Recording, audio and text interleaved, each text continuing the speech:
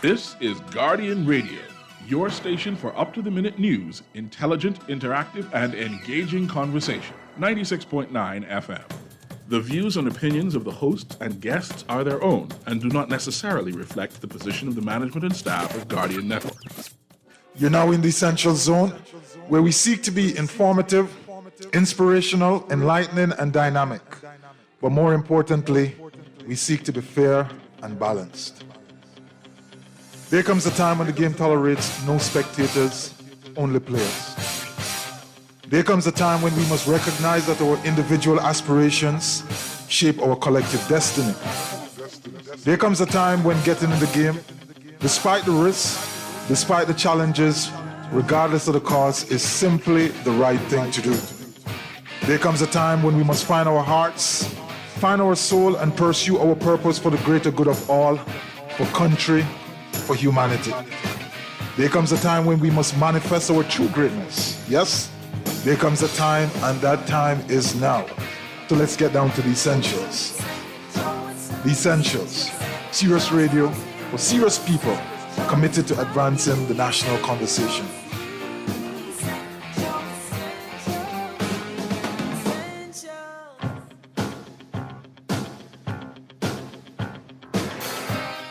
And good evening and welcome to Guardian Radio 96.9 FM. I'm your host, Hubert Edwards, for the Essentials, the Reset.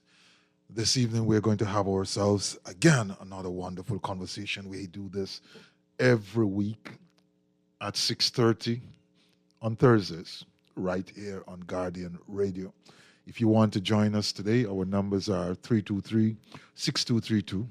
325-4316, 325-4259, our text line 422-4796.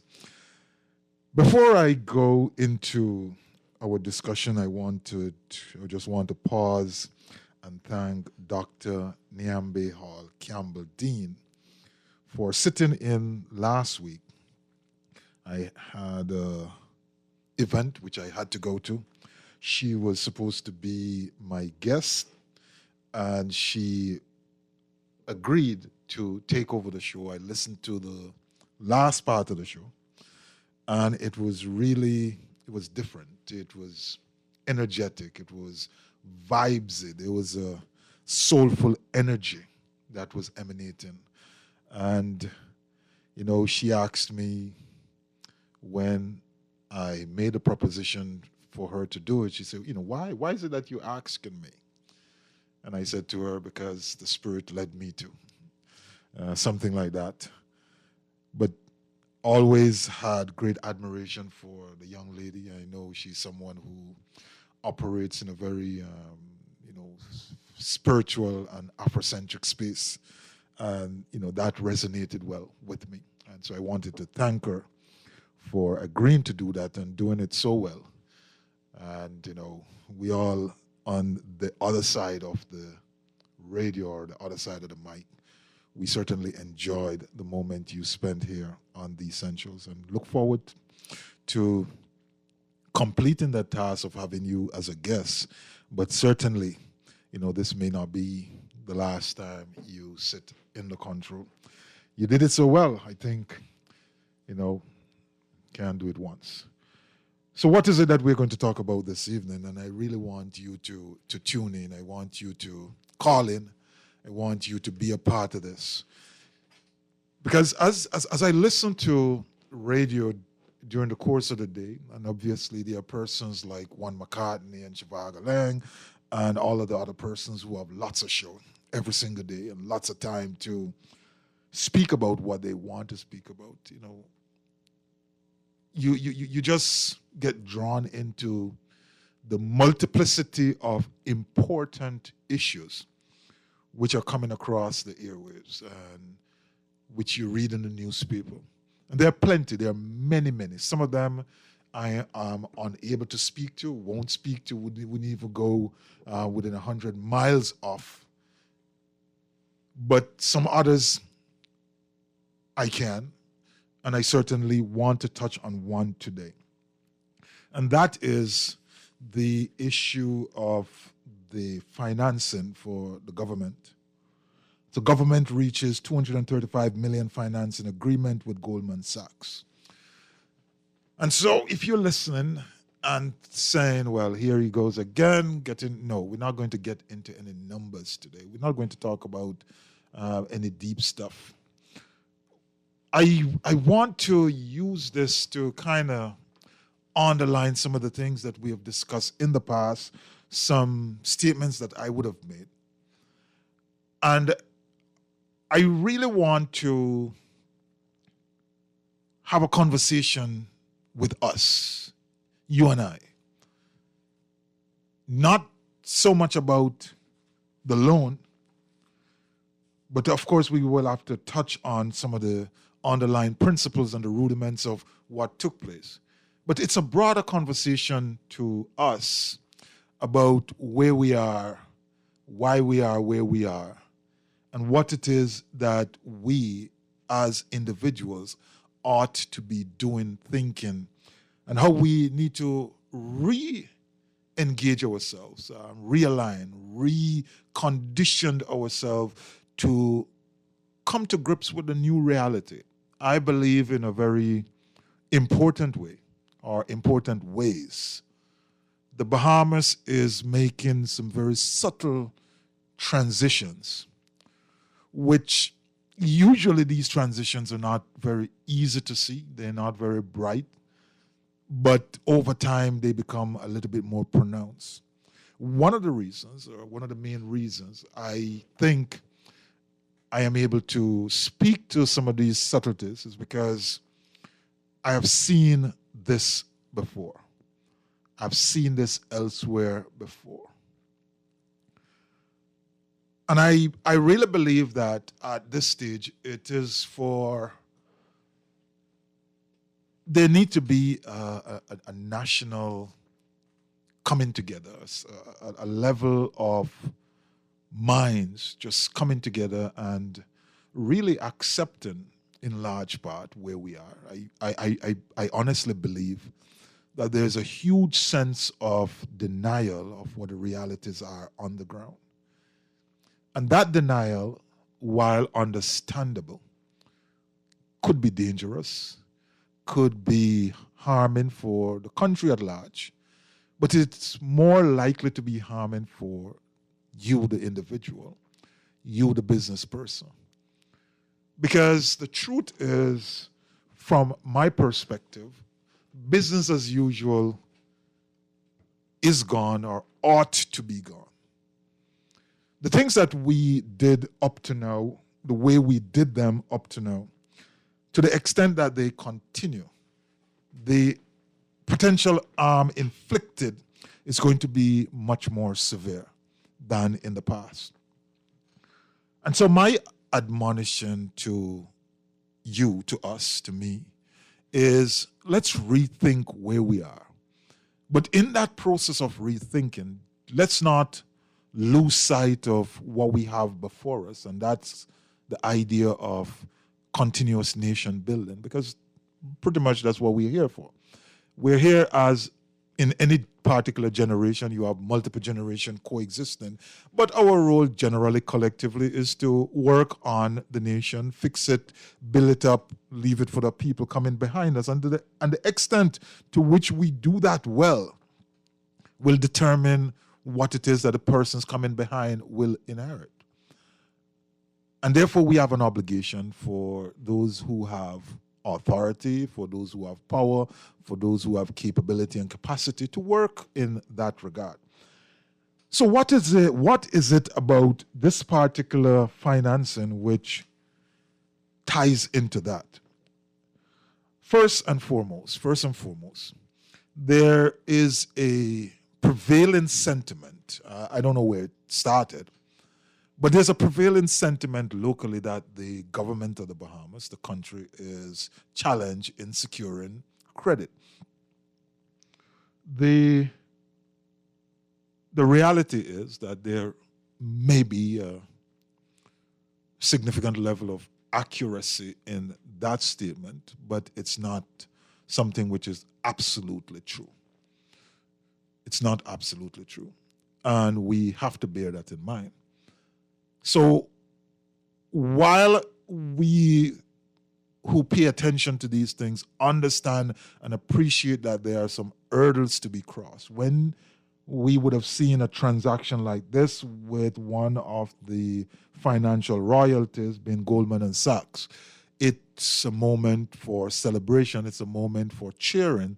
It's really a moment for, not to get wild and raucous, right? But it's a moment to clench your fists and nod your head and say, yes, there is a window of opportunity. There's a sliver of optimism that you can apply.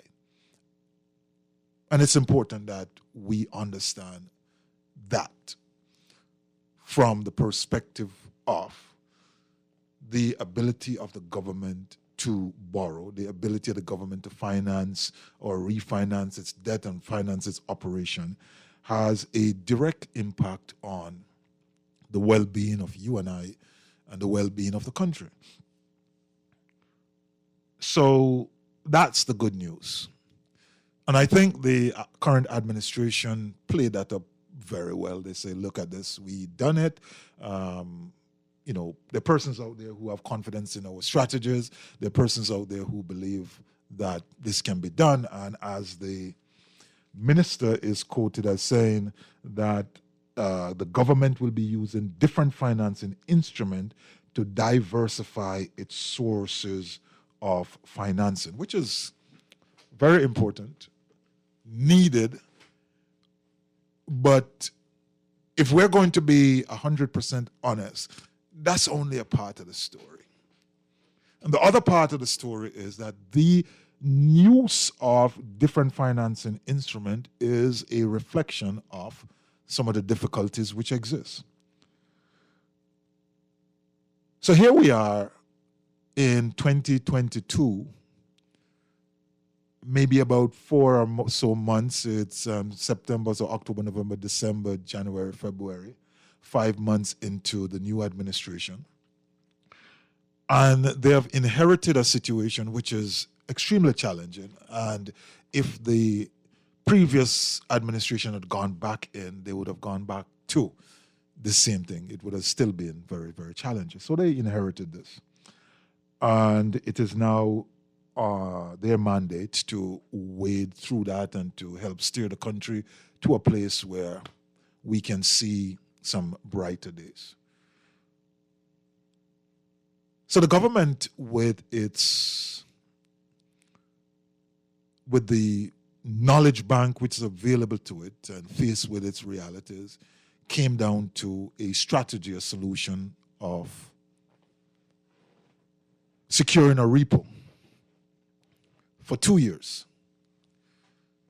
And as I said before, it's a positive because it means that the government can access lending, borrowing. It's also a positive because of the institution it was done with. But it also, on the other side, signals that there is pressure. The thing with a repurchase agreement is usually it's short term. As you see here, it's 2 years. Repurchase agreement typically is used when you have a urgent need for cash, so bridging your liquidity realities, which I believe is what's happening. So those two elements, the need, the urgent need or urgency of need, I'm assuming some things here, right? I can't speak to definitively how urgent the need is, but I suspect there is a need for cash. So that is a part of that particular story. The other part of the story coming out of this particular transaction is when you analyze the details, or at least the high-level details, an arrangement of 235 in which the government gets 206. The difference there is about $29 million, plus or minus, minus any sort of interest payments that the government will make. It's a relatively expensive transaction. What does that mean? It says to us, again, if you are watching, if you're following, if you are analyzing what's happening on the ground, it says to us that the state of affairs where the government bonds are currently yielding near 11% is real. It's maybe a hardening position. And I heard Shivagalang spoke about this today, and he put it within the context of, there is no free lunch. And that's for real. I think what he meant by this, let me say, I don't know for sure, but I think what he meant by this, generally speaking, is that, hey, we have done some things up to now, and right now, with a very thick slice of bad luck coming out of this global crisis, we have to now pay.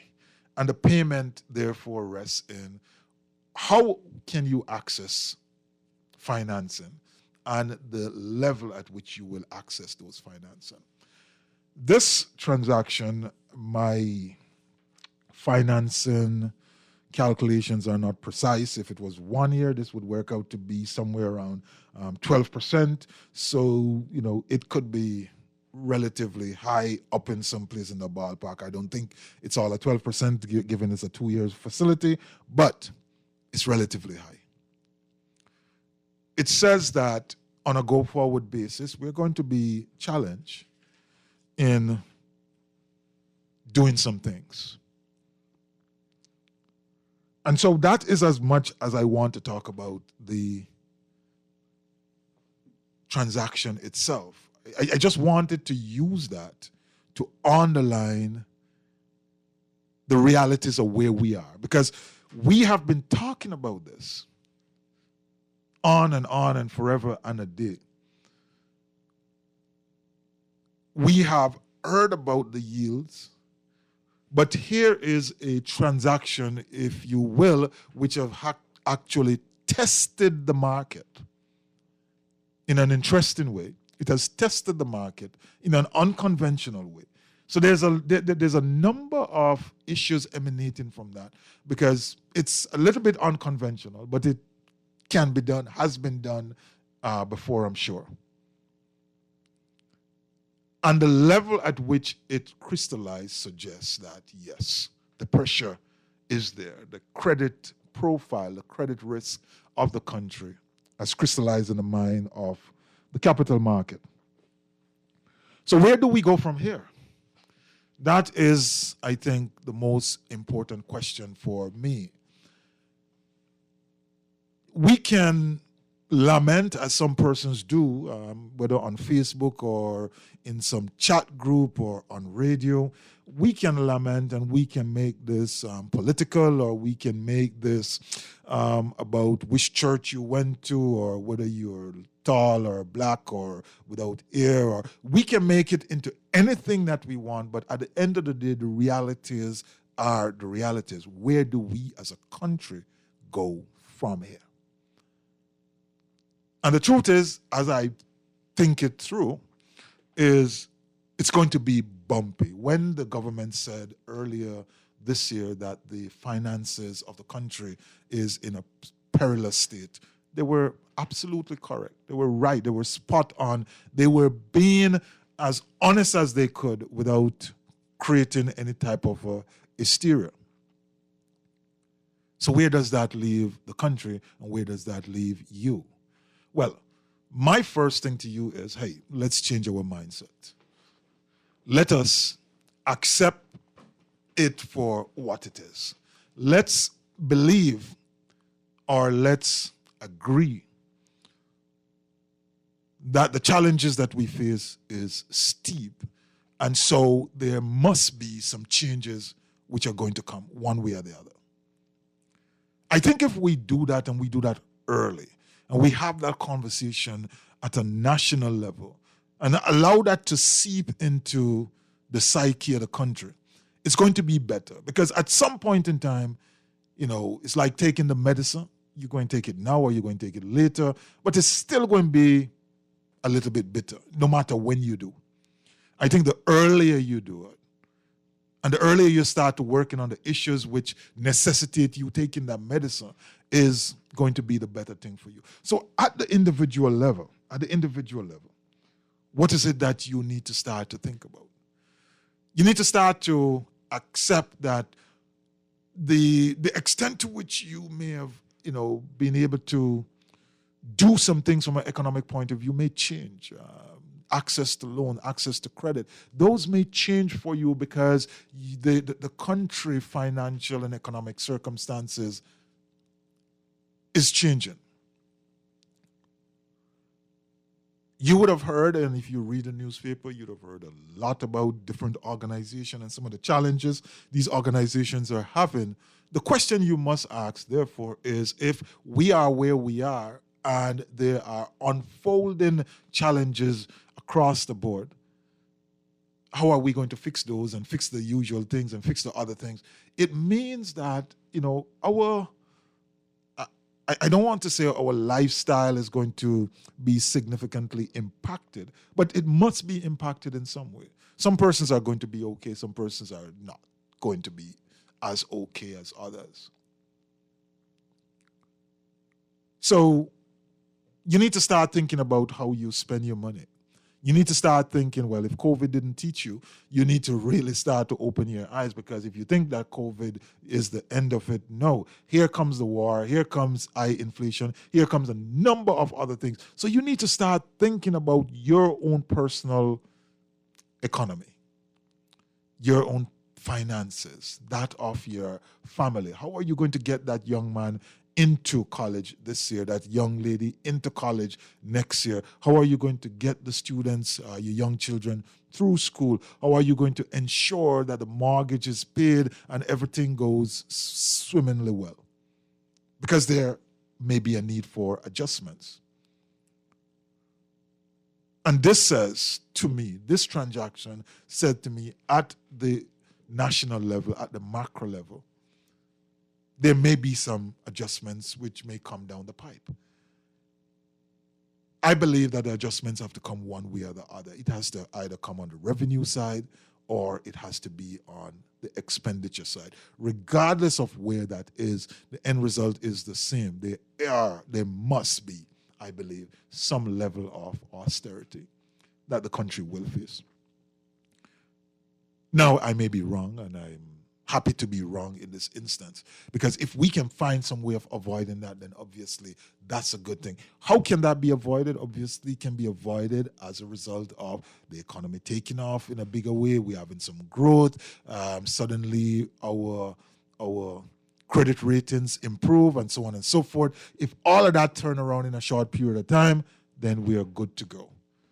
Chances are we are in this at least for maybe another 24 months at a minimum.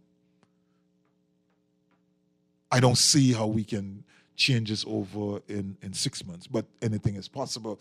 And if it happens, then I too will celebrate. So I'm not trying to be a Mr. Doom and Gloom here. What I'm trying to say is, let's not take things for granted. Let's not assume that the way we have it right now, how good we have it, is always going to be at that level. Let's not allow ourselves to get to the place where the adjustment is being made for us and we have to simply react. We want to be strategic and we want to start to respond in a strategic way. And this goes for individual, it goes for organization. Certainly companies out there, businesses. One of the biggest risks that you had to face over the last 2 years emanated from COVID. You had the pandemic. You had to deal with operational risks as a result of everybody moving to online and this. You had cyber risks. You have all of these issues, multiplicity of issues to deal with. And they haven't gone away. And they have not reverted to their pre-COVID, pre-pandemic state. And they're not going to be. I don't think they're ever going to go back to that level. But here comes this circumstance of, I think, maybe significant economic pressure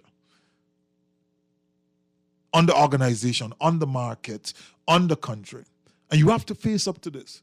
So as you go through your day-to-day planning, your strategic planning, looking at the objectives of the organization, sitting around the boardroom table and thinking about how you discharge your governance, how you become good stakeholders in the operation, not just the operation of your organization, but how it fits into the economic and become and is an integral part of the economic fabric of the country.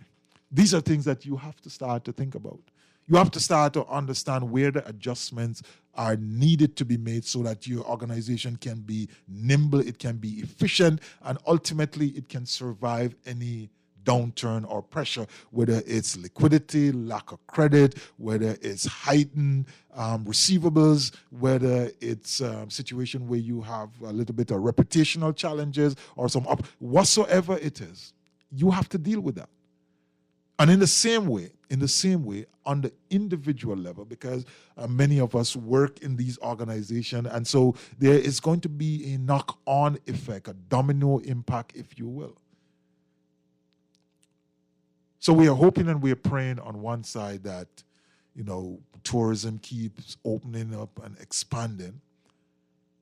But we also must keep an eye on what the realities are saying to us, such that when we view a transaction, as is reported in today's newspaper,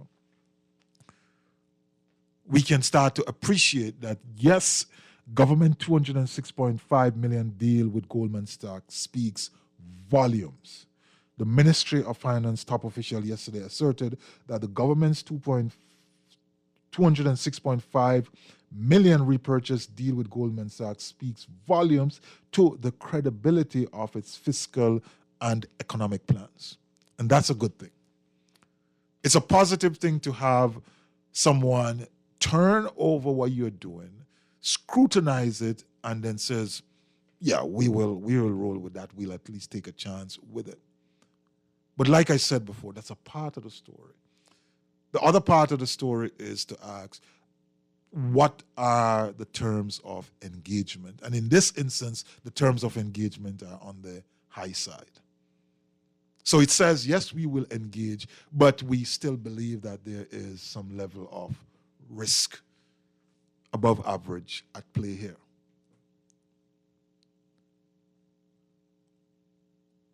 That message should not elude us. We should not allow that to pass us and continue to operate, continue to behave as if it's business as usual. And this reality, I think, further pushes us to one of the things I want to speak of tonight, this evening, more importantly.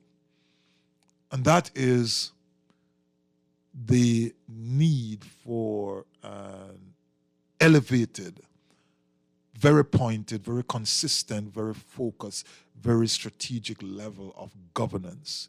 Because it's only that, in my mind, which has the ability to change the fate of the Bahamas. That and that alone.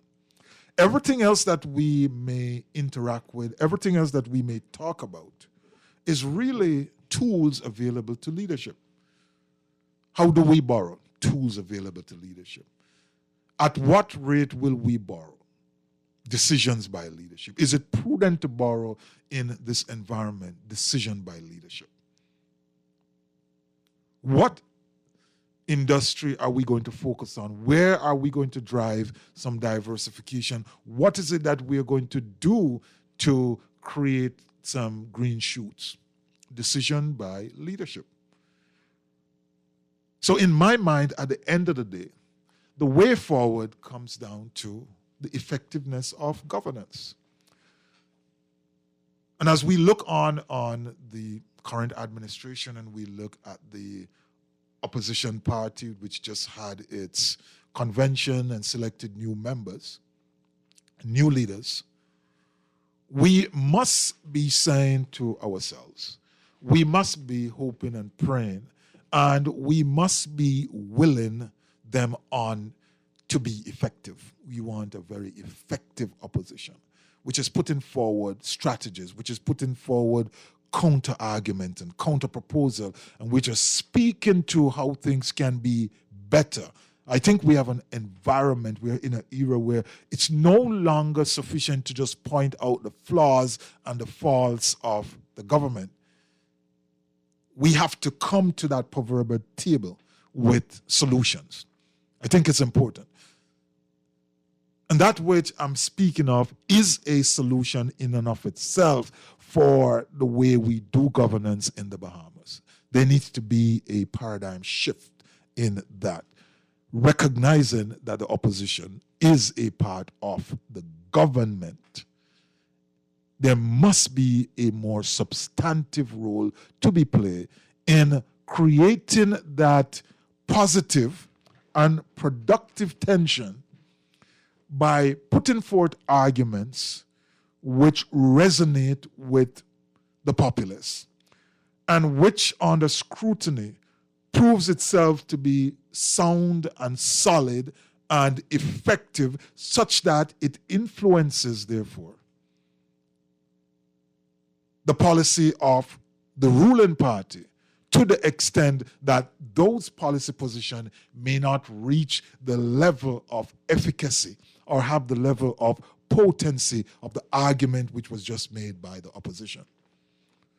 I believe that that's the era that we're in. And so maybe we should just pause and say congratulations to the persons who won elected office, especially the top three, in terms of Dr. Dwayne Sand as the chairman of the party, Shannon Cartwright as the deputy leader, and obviously Mr. Michael Pintard was already selected. But those three individuals, I think, have a lot of heavy lifting to do as they work to rebrand their party and ready themselves for leadership. Of course, they should be the government in waiting. But before they are a party of FNMs or a party of DNA or a party of CIO or whatsoever else we are, they have to be Bahamian first. And in being Bahamian first, they have to be espousing arguments and plans and proposition, which is going to make the Bahamas better. On the flip side, the incumbent party, the incumbent administration, has its own set of plans and policies and initiatives clearly laid out, but it must stay open to new ideas. It must stay respectful to the realities on the ground, which suggests or impress upon them the need for changes and adjustment. It must stay open for new ideas emanating from places opposite, places which sometimes are uncomfortable. Because at the end of the day, the bottom line is it's Bahamas first. It's simply about how do we get it right. So many other arguments these days, and this is why I said earlier, it's so fascinating listening to, especially radio. You read a newspaper, you read it quietly. But when you listen to the radio and you hear persons coming from the different side, and you can kind of sense the level of motivation which goes into some of the arguments being made, and you wonder sometimes, are these persons truly serious about country? Are they truly serious about moving the nation forward? Or are they so myopic, so blinded by their short-term objectives such that they can't see beyond today? I think it's important that we open up our minds in that way. So the messaging coming out of all of these developments, and I'm only picking one, this issue of this loan, the messaging out of the multiplicity of developments, there is always a underlying story. The message to us is we need to adjust. There's adjustment coming, and you either do it voluntarily or the adjustment will be made for you. There's some adjustment, obviously, that will be made for all of us. But in the course of time, There are some things that we can do as individuals, as families, as communities.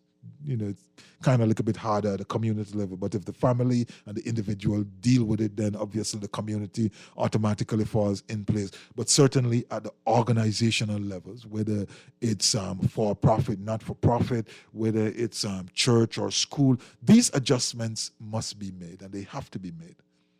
And they are going to be made in response to the pressures and the risk and the crisis that we are facing. So as we deal with these things, let's not just take them at face value, and let's not just look at, oh yes, this is going up, that's going down, we getting some money, it's high or it's low. Let's look at, as balanced as we can, both sides of the coin. It's a positive. It's a real positive to know that the government has the ability to access funding. And no matter how you want to slice that, and no matter how you want to spin that, it is a positive situation.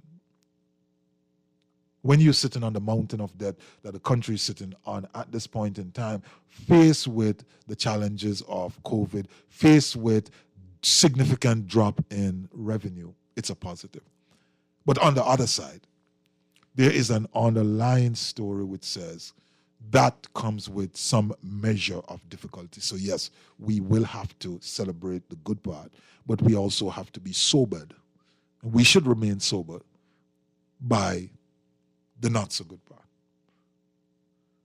And so I want to take a break here, and when we come back, we want to then shift this conversation into where I believe the solution lies for all of this, for all of us, really. Everything rises and falls on leadership. So we want to talk a little bit about governance and how that can help us to steer a path to a place where the actual state of affairs of the country can start to move. Or put another way, if that doesn't steer us in that direction, how the state of affairs of the country may move, but move adversely to our well-being. You listen to The Essentials, The Reset. I'm Hubert Edwards, and I want you to join me on the other side. I want to hear your thoughts, your ideas, your comments, your suggestions, your solutions. Join me. Listen to Guardian 96.9 FM. Don't move. Come right back.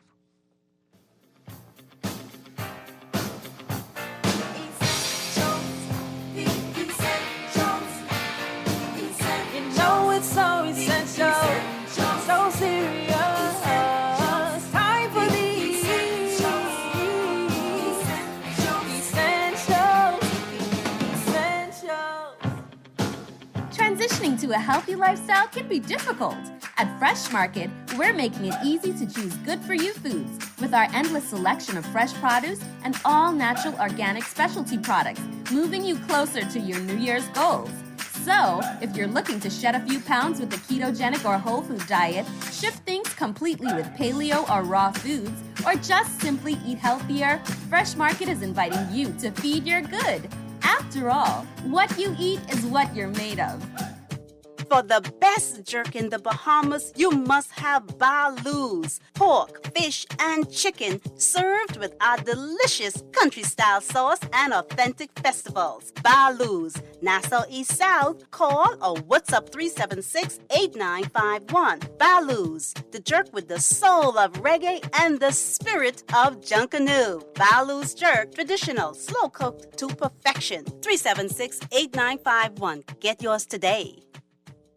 This is Guardian Radio 96.9 FM. Fresh news, smart talk, all day.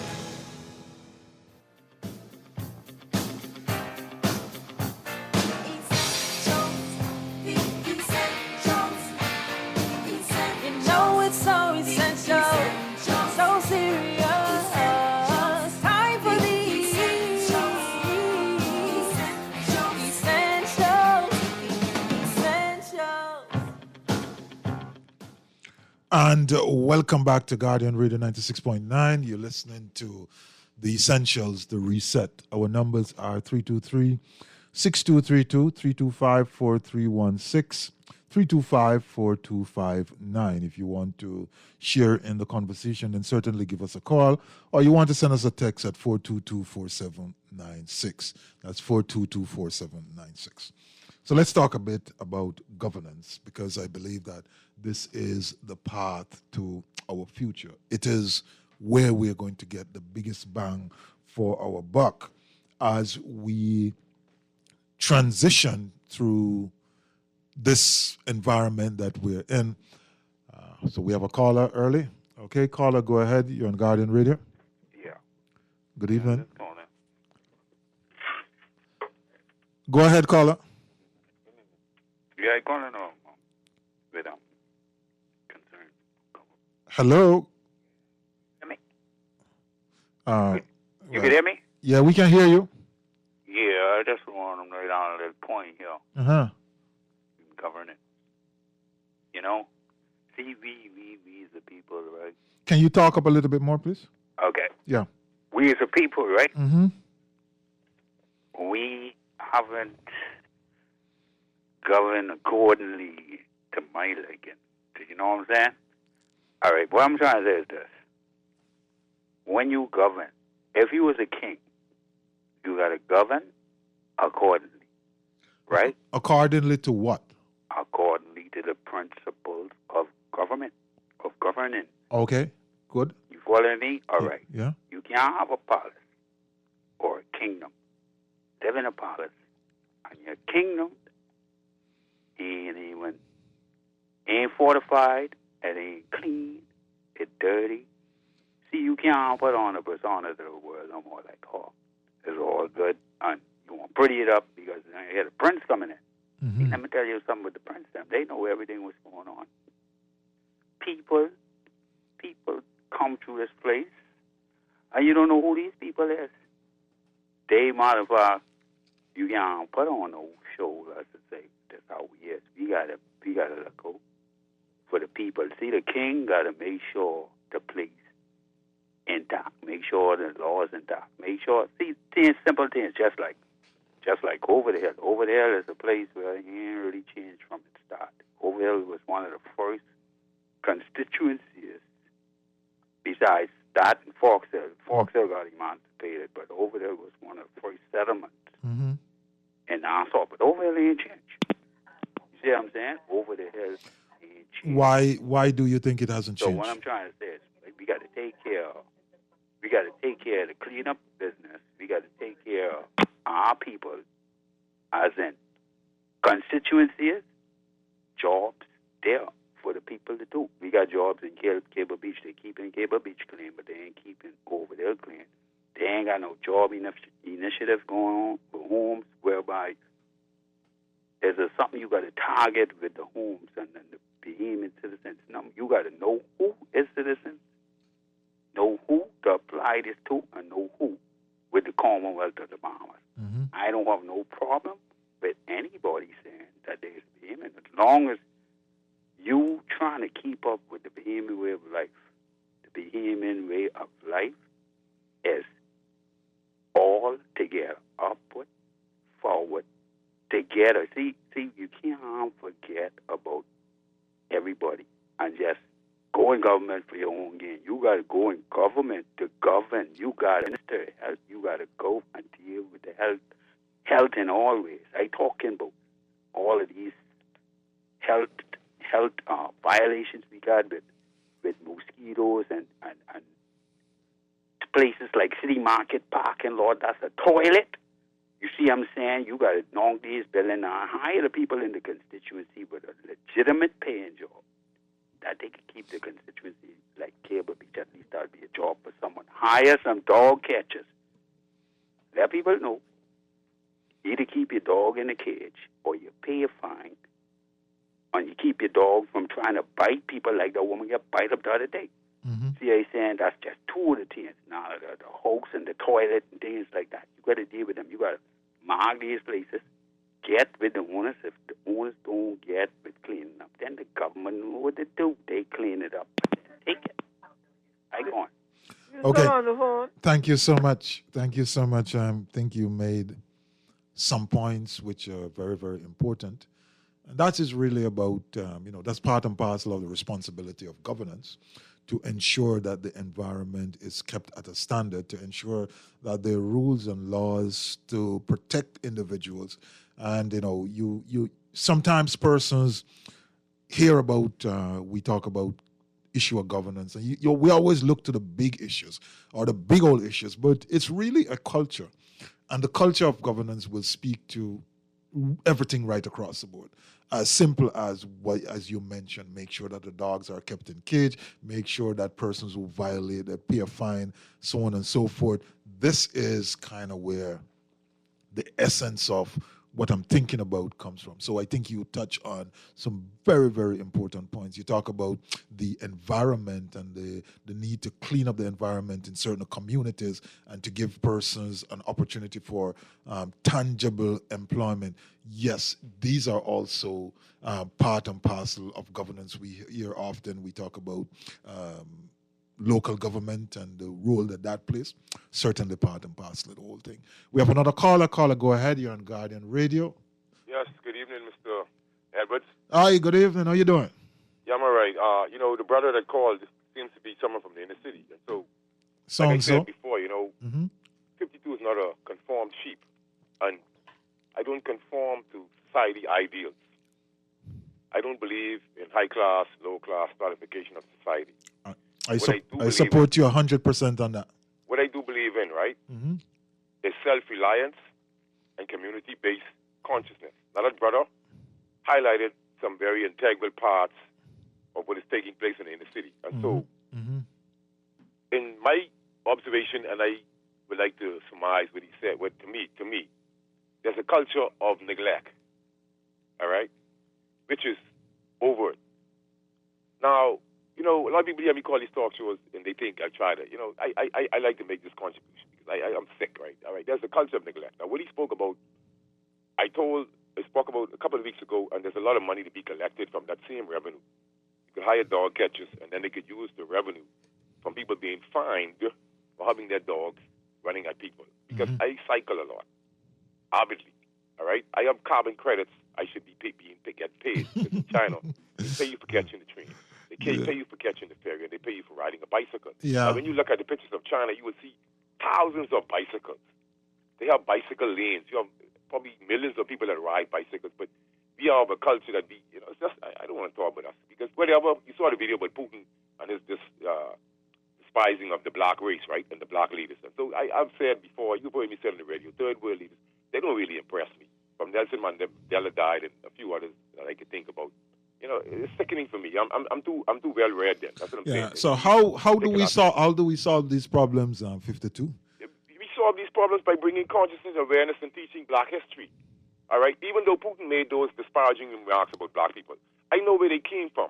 What I'm saying is, Putin didn't move me, because I know the origins of black people. I'm black and I'm proud. I know the history of Africa, and I know everything and everyone come out of Africa. So what Putin said doesn't matter to me. What did Putin say?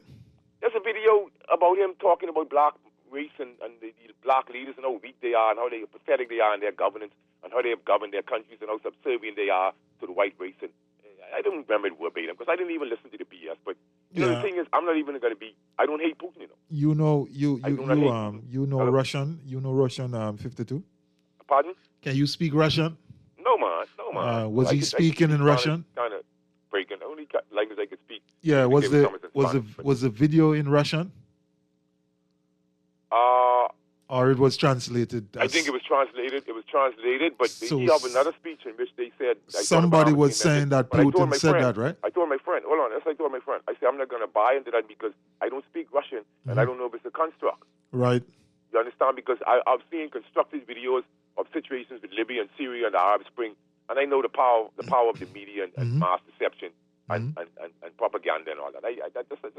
So I could go on and on. But the thing is, I want to get back to home here because we all right, take for instance the hospital, right? There's a machine that's used for prostate surgery. It's a laser machine which it suppresses the amount of bleeding post-surgery. And so to bypass the old outdated TURP, which is 20 years old, where they go in, or 122 years old, which they go in and they rate the prostate physically with some, I don't remember the equipment is, but it actually leads to a lot of bleeding and they irrigate you. So $45,000 or $50,000. It might have gone up since the scamdemic, right? But the thing is, this has been out of service for over a year, so they don't care about us. You see, I know that. You see, it's a word to me.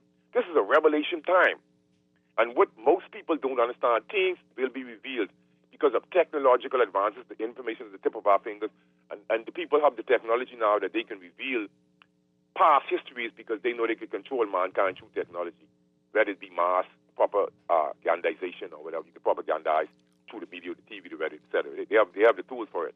All right, and so when I speak about things like Operation Lockstep, the Iron Mountain Report, one of the ideals in the Iron Mountain Report you could always remember, the ideals was that war drive global economies, and what will be the greatest threat to America in the era of peace? You see, most people remember they have to democratize the whole world in order to achieve the new world order.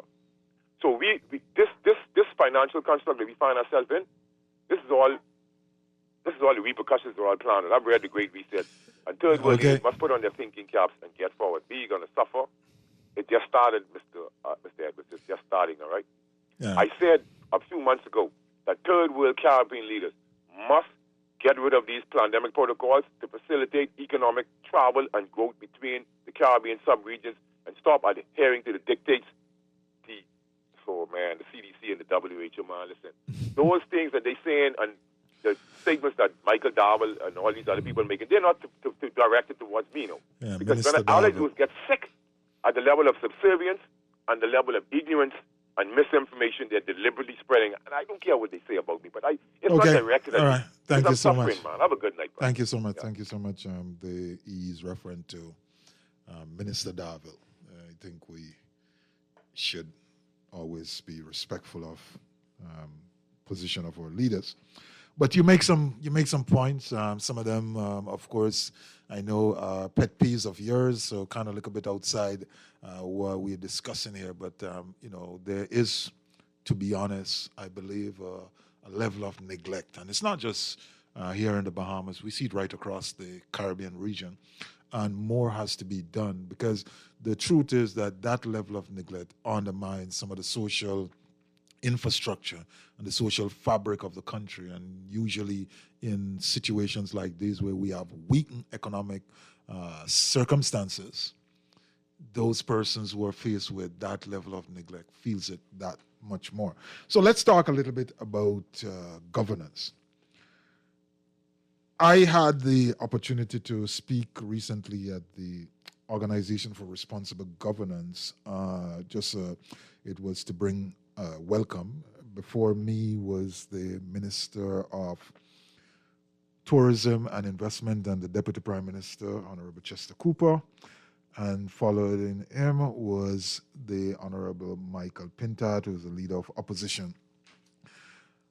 And they spoke very eloquently and very forcefully about the need for changes in governance, the need for reforms, the need for adjustment to the way we do things to move from the point where we have talked about these things, over and repeatedly to get to the place where we are going to be totally committed to implementation. The Deputy Prime Minister reaffirmed the commitment of his administration, Davis Cooper administration, doing so, and obviously the opposition leader indicate his commitment to these things being done, and by extension saying that if he was there and when he gets there, this is an area of focus. I had just a short period to speak, and my presentation or my offering at that day was just to kind of explore the need and the importance of governance, and in this instance, good governance. So I started by saying clearly we have no clear definition of good governance, but there's generally a consensus that when we speak about governance, especially within the context of a country, it's political and it operates at the institutional level, with institutional processes, but we are focused on the outcomes, and the outcomes is largely around the goals of national development. That's really what governance is about. It's about delivering value for the persons within our country. I believe that the ultimate purpose of governance is to make the lives of the people within the country better. I honestly believe so. If someone has a different view, then you can share that with me. But ultimately, that's what governance is. Governance at the national level is to make the lives of the people of the country better. And so when you use that as a benchmark, you have a measuring stick. You have a barometer of determining how effective governance has been over the number of years that the country has had its own self-rule and self-determination. The governance should facilitate the building of a better, more progressive, and a progressing society.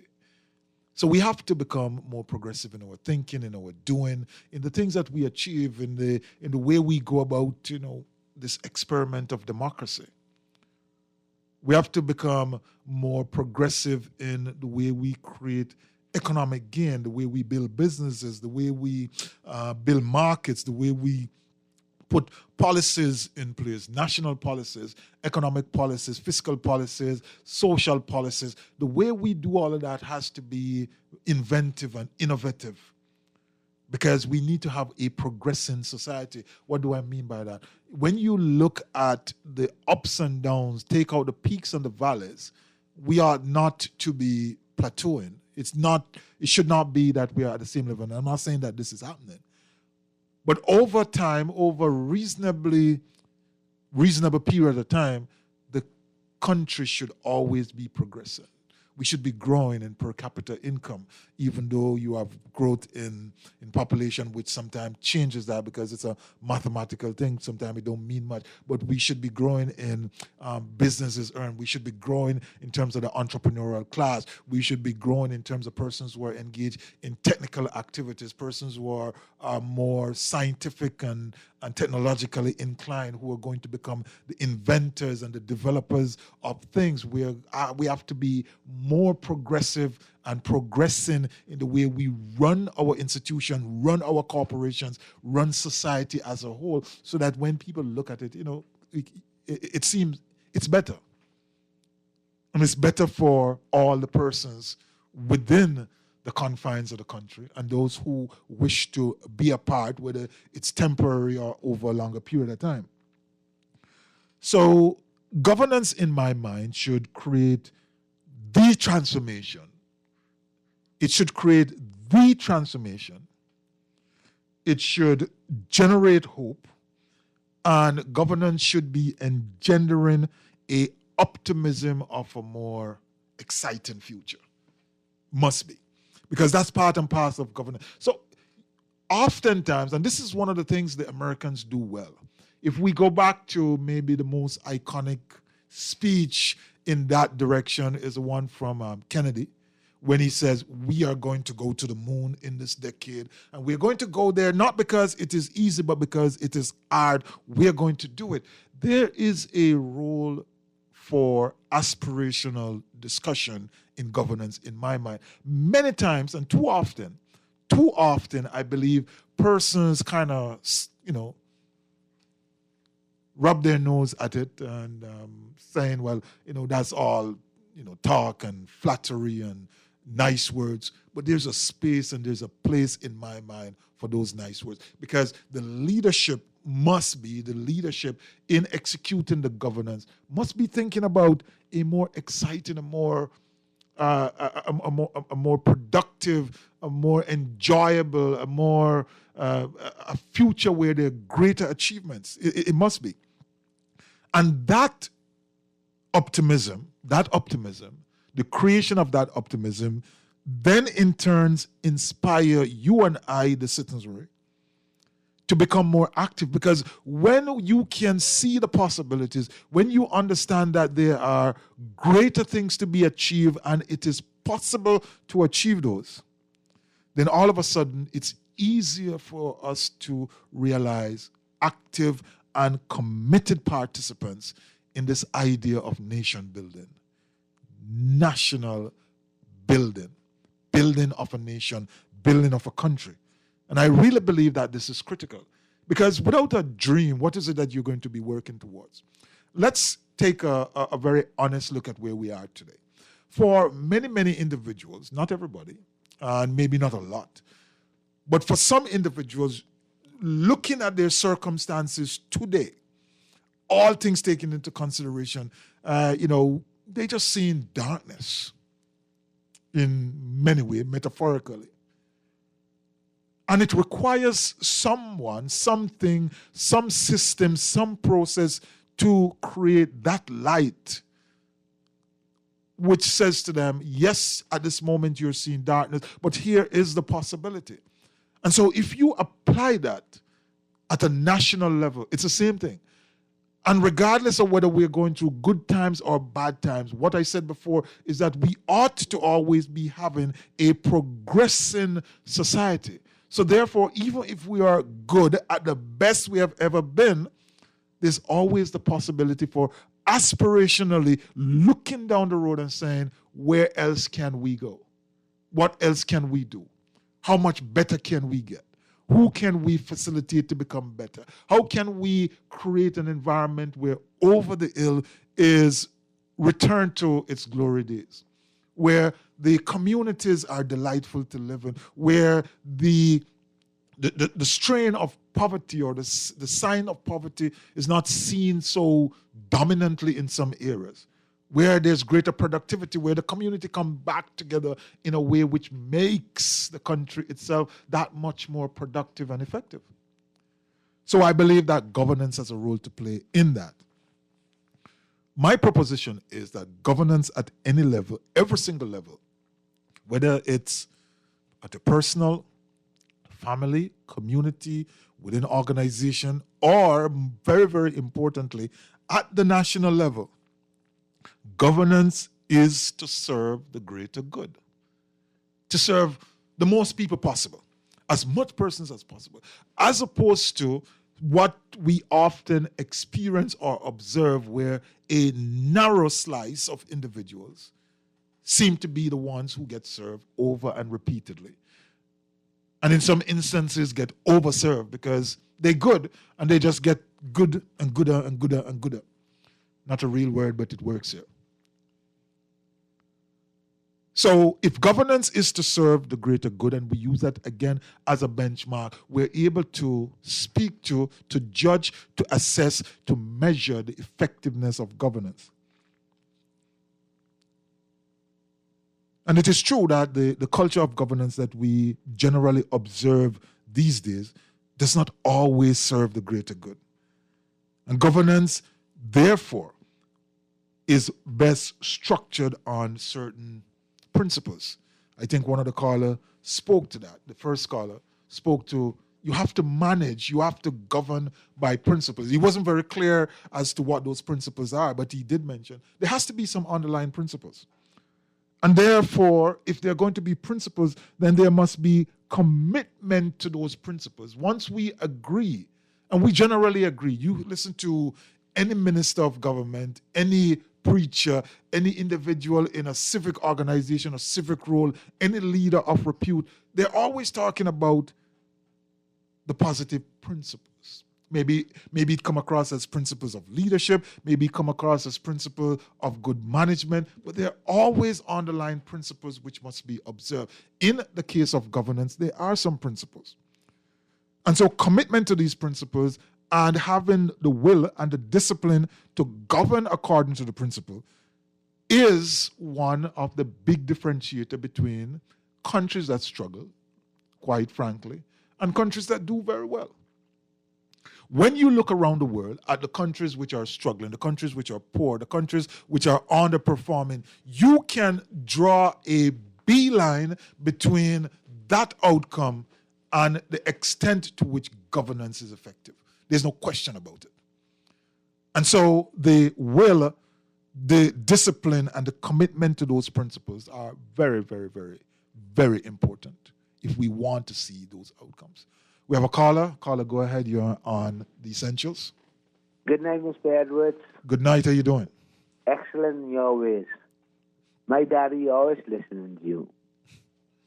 No, and because you is talk sense. Thank you for listening. Yeah, and we appreciate you. But as it relates to governance, like I heard you mention, do you think us in the Bahamas, the governance is like stable? Is stable? At this point. What do you mean by that? At this point. I'm not trying to grade the No. BLP on the governance. I just want to better understand what you mean by stable. I mean, based on what you said, as it relates to governance, now I know King David. Mm-hmm. King David, he was an excellent king as it relates to governance. Right. Even though there was one fault. We can't say he had faults, but there was one fault. Oh, he had plenty of faults. Even to the point, whereas when his son came against him, his governance was so excellent that he made it back to Jerusalem. You know what I mean? And he could continue to govern. Right. So my point is, like how we came out of COVID-19, our present state, as it relates to governance, whether it be spiritual or physical, as it relates to governance, for us, the black people, us, the Bahamas, I don't mean Greeks, Jews, and all us in the Bahamas, as it relates to governance, are we stable in the way forward? I think from a governance perspective, the Bahamas have some work to do, like most other places. There are a number of... What you say? Say that again. The Bahamas have some work to do. There are a number of areas which has been espoused by those persons who have been fortunate and privileged to find themselves in the positions of national leadership. What you mean, like connected with the foreign interests or something? No. I'm talking about local management of the country, Right. Those who run government. They have espoused commitment to certain principles, but have not followed through on it. And there's absolutely no government in the Bahamas. To espouse means to tie. Yeah. It means to be... Yeah, they've be connected. They have spoken about it. No. To espouse is to speak about it, to talk about it, to say this is... I thought you mean espouse to your wife or something. No. They're saying this is what we stand for. We believe in these things and we're going to do it. But at the end of the day, it's not done. And so there's work to be done. And as I was saying, I think there's no administration except for individuals who, for the first time, find themselves as part of the current administration, just the ones who have been in government for the first time. Those persons can be excused. But outside of that, everybody else is at fault because nobody has moved the needle far enough, fast enough as could have been done. It's... You think that's a possibility? Yes, it is. Yes, it is. A goal to be achieved. It is. When I listen to, and here's where I come from in terms of what I'm about to say. They say we dreaming. No. We're not dreaming. I listen to the Deputy Prime Minister, who, in terms of politics, is a relatively young person. I listen to the opposition leader, and in terms of politics too, he's a little bit older, but relatively young person. In many ways, they represent a shift or the next generation in politics in the Bahamas. And when I listen to the depth to which they went into their assessment analysis and the balance which they brought on last week, Friday, it was impressive. They didn't just say, we are going to do this, this, and that. They also said, many persons have, in the past, we have said this, but have not done this. We have not gone far enough. There is more to be done, but there is a commitment to do it. It means, therefore, that you have individuals who at least recognize what needs to be done, recognize what should have been done, and therefore, because these are very brilliant gentlemen. So based on your analyzation, there is no complete or no complete vision. There is no foresight as it relates to the Bahamas and the way forward. No. That's not what I'm saying. I'm trying to feel you. No. There is foresight. Persons are The individual, listen to what I'm saying, the individuals are espousing. Particularly a party, a government. Well, the party represents the country, though. The one party, the Progressive Liberal Party, was elected to run the country, represent you and I. Right. And they right now have the ability to espouse the vision for the country. As a matter of fact, not the ability to.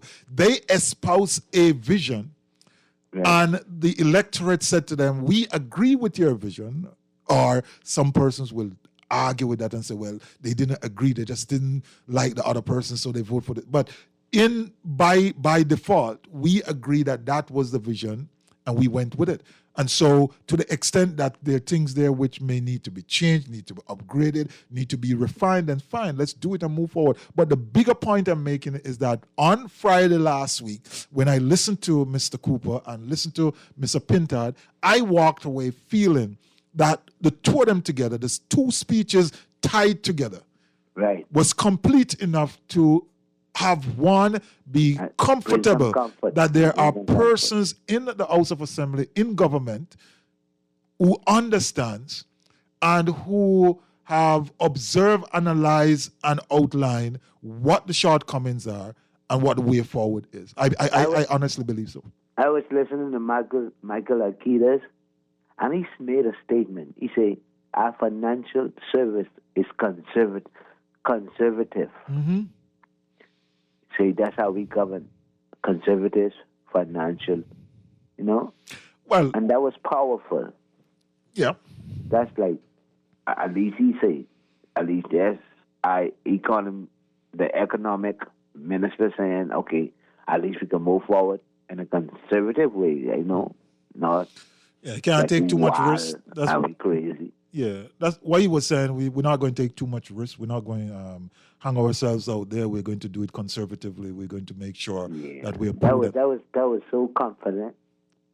Yeah, and that's what leaders supposed to do. Did you see anything like the future brighter based on what he said? Based on what who said? I mean, Michael Akitas. Moving forward. Yeah, I don't know exactly. Conservative manner.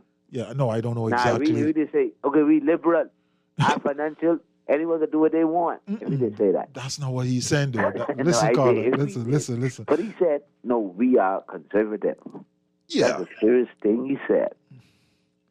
I think you may be interpreting that a little bit too hard in terms of conservative versus liberal, but I get your point.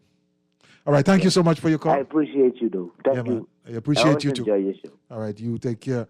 Yeah. So before we take a quick break here, let me cite a couple of things. As I mentioned, that we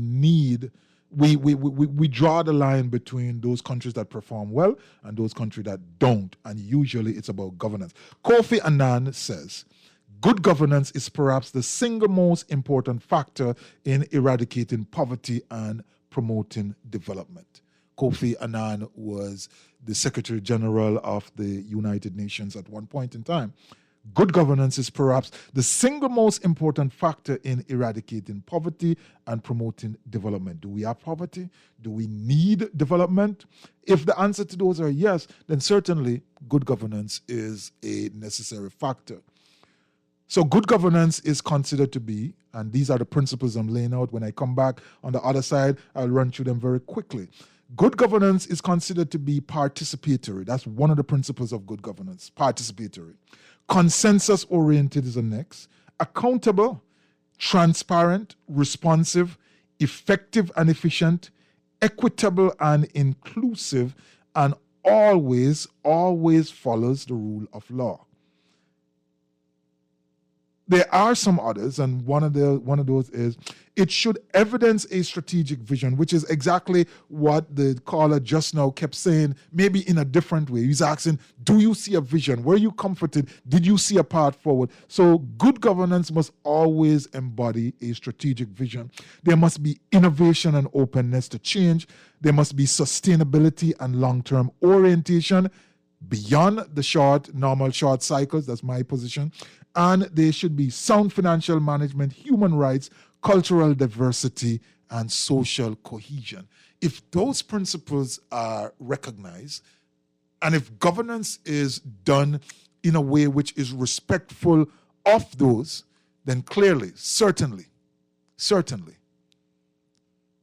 the country is going to be better for it. Let us take a break here, and when we come back, we will jump right into, just explaining very quickly some of these things and give you the rest of oversight of the presentation that I gave on last week, Friday, at the Organization for Responsible Governance Symposium. You listen to the essentials, they hit back. Don't move, come right back.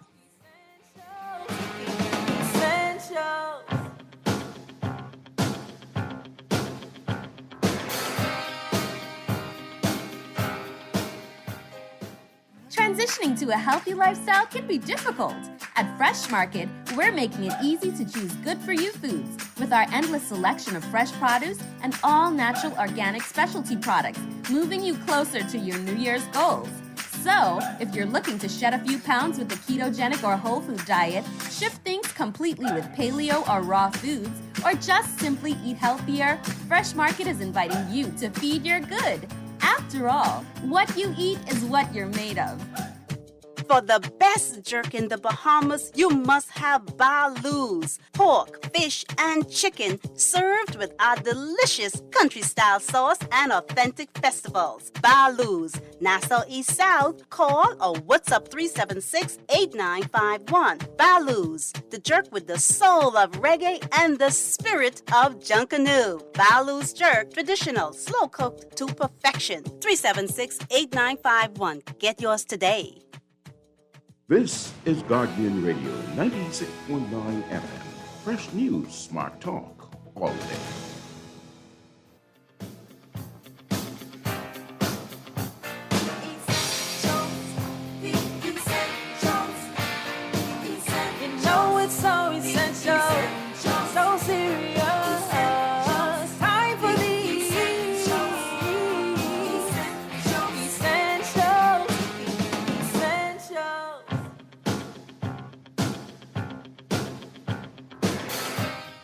And welcome back.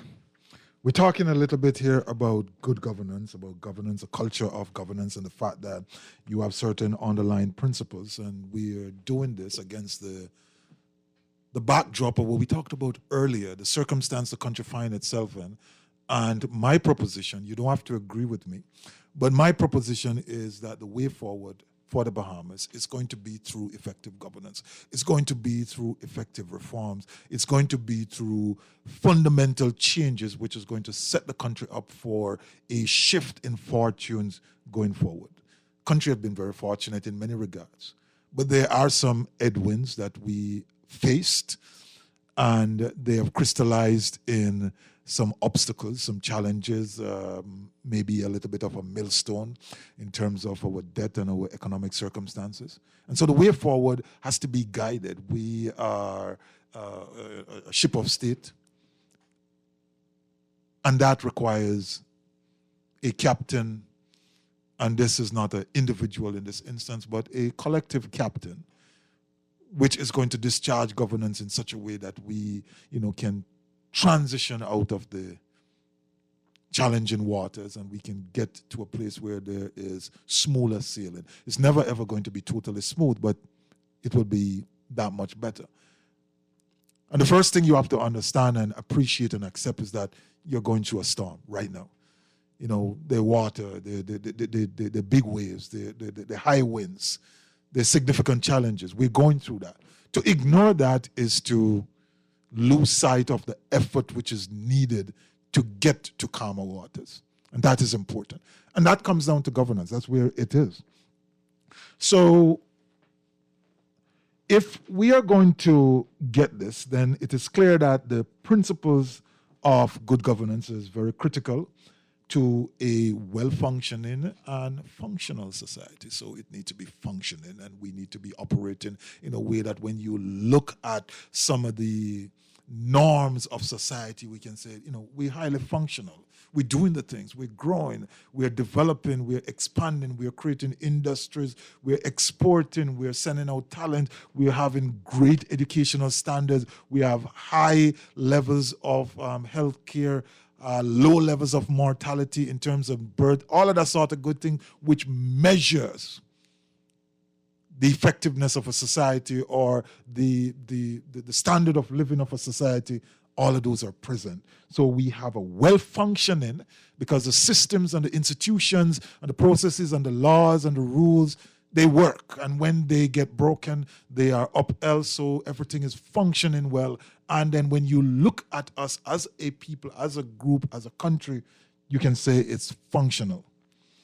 And so the greatest potential of the Bahamas, of the people here in the Bahamas, just cannot be secured in an environment where there isn't a culture of good governance. And so where these principles are upheld is where you're likely to get the optimal output of individual. And so if you consistently embrace this, and with great effort, we exert great effort to build and sustain a culture of good governance, some of the things which challenge us on a day-to-day basis are going to be fixed. And the corollary to that is, if we don't, some of those things are not going to be fixed, ever. Plain and simple. So we have to do that.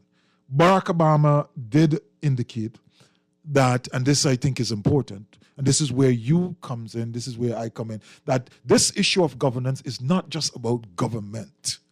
It's about everyone within the country. That when all the voices are being heard, when people know that they are being included in the process, he used political process. We're going to shy away from that a little bit, and I should tell you why.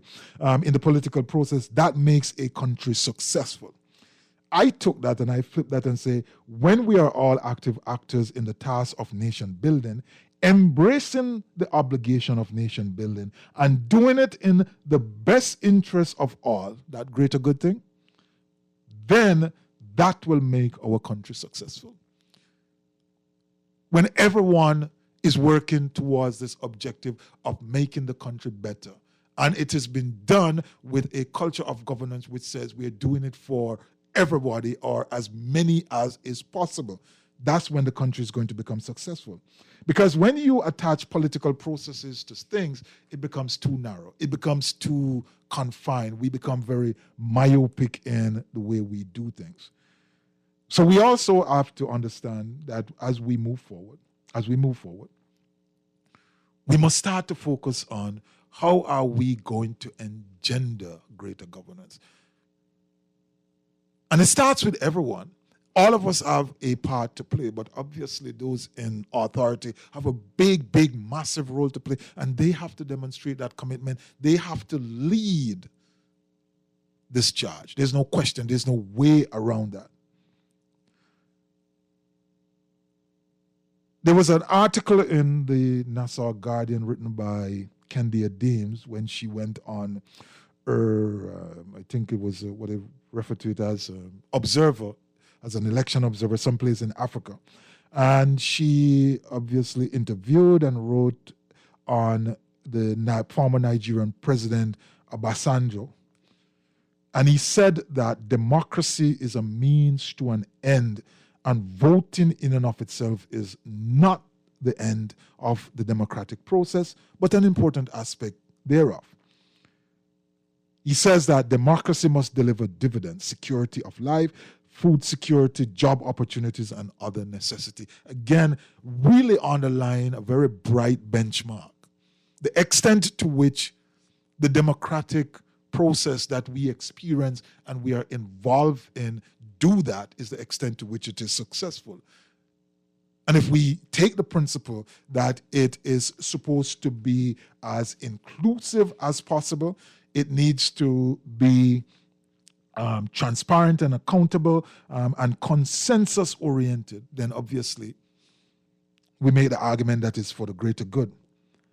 So those statements from the former Nigerian president basically says that the essence of good governance lies between the democratic rights and privilege that we have and the ability of that machinery, that mechanic which is built to deliver benefits for people. So at one end, it's, the voting and all of that sort of thing, expressing your franchise, exercising your franchise, is kind of the starting point.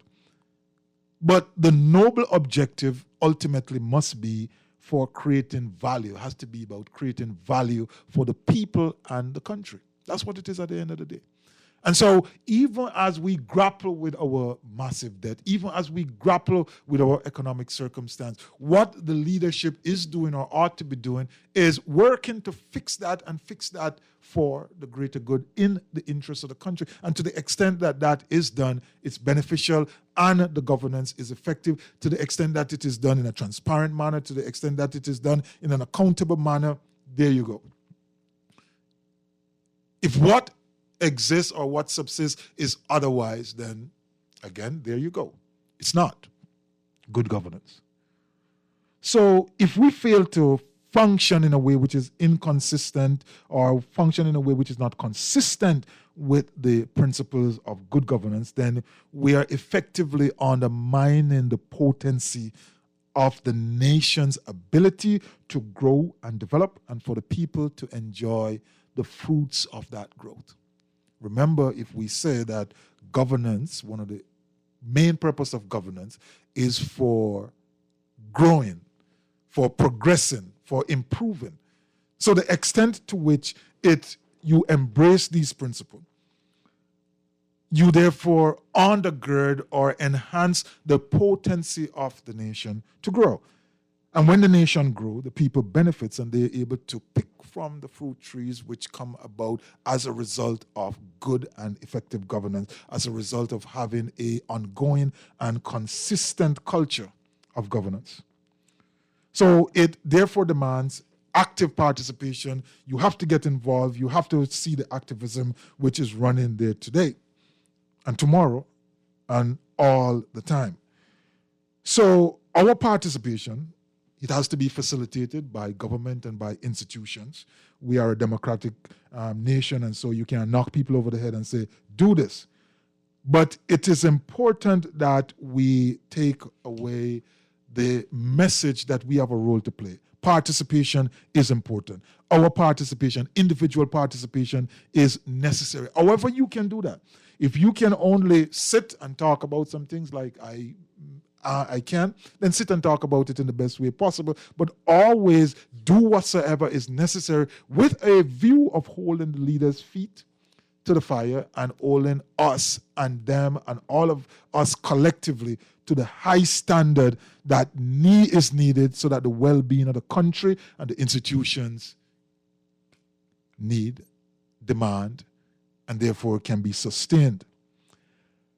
Knowledge is power, says Kofi Annan. Information is liberating. Education is the premise of progress in every single society. But I believe that commitment to good governance and the work to implement the essence of its principle are the only things which will secure that progress and sustain the nation.